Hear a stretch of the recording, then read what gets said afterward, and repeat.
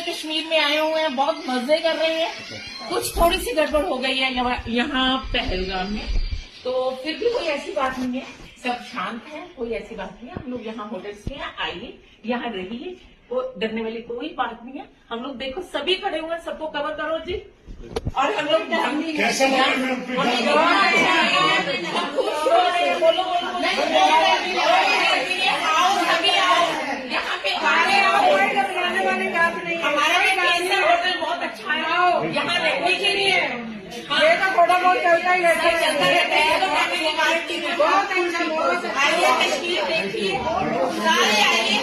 Thank you Kashmir, thank you governor, thank you everyone. And we are very happy with the behavior of localites. यहाँ के लोग बहुत प्यार करते हैं, मतलब यहाँ आके लगता है कि हम यहाँ ही बसते हैं इन लोग के पास। हमारा तो वापस जाने को दिल नहीं, हमारा वापस जाने को